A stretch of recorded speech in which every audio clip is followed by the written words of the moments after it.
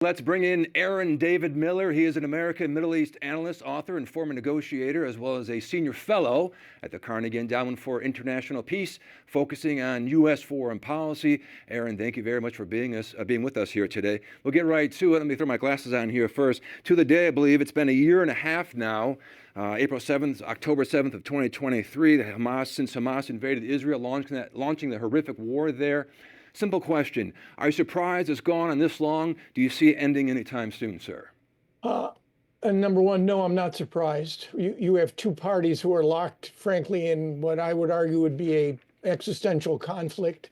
There are politics also, which drive in one of them, that is the current Israeli prime minister on trial for bribery, fraud, breach of trust. It's better for him, frankly, to preserve his right-wing coalition that the war continues to simmer. But Hamas also bears a huge responsibility, not just for the terror surge of October 7, but to the reality that they will demand something that neither Israel nor any government, no one on the planet is going to give them. They're going to want a guarantee that the war will end as a condition for releasing the 59 remaining hostages, half of whom the Israelis believe are no longer alive, and also withdrawal of all Israeli forces from Gaza.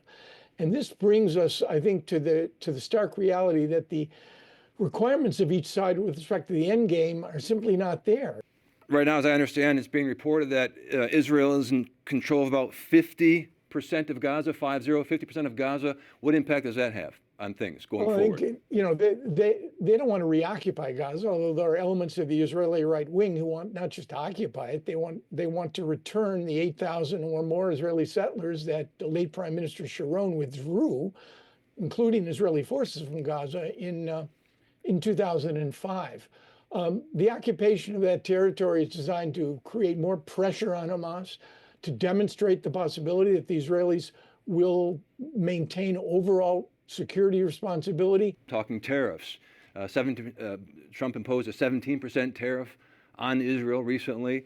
I believe Israel dropped their tariffs on goods from the U.S., mostly on imported food and ag products. How do you see this playing out? I think the prime minister has taken a risk, and I think the president invited him to come, but I think the prime minister pushed to come sooner rather than later. I think the prime minister wants to convince the president, given the fact that in 1985, the United States implemented a free trade agreement with Israel, the first FTA it implemented with any country.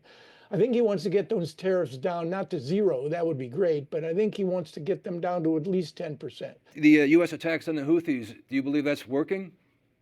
It's more aggressive and perhaps keeping the Houthis more on the defensive than under the previous administration, but it is not a solution to the problem of the Houthis. Right. I mean, they govern most of a failed state. They have access to oil resources, and geography is destiny, and they are very well positioned to continue to cause the international community a big headache. You just cannot destroy the Houthis, unfortunately, through an air campaign. And then if you own a shipping company, Aaron, and you're running ships to the Red Sea, do you feel comfortable doing that right now? Would you go around Africa? No, and that's why most of the major companies won't go back to the Red Sea. They've taken a long route, which costs them more money. It's another 10 days.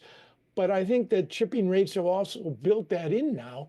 And I don't think the major shipping companies are in any hurry to return to the Red Sea through the Suez Canal, which is costing the Egyptians, of course, a lot of money in terms of tolls. They're not hurried to return unless there's literally a comprehensive sealed agreement. There'll be no more strikes on international shipping.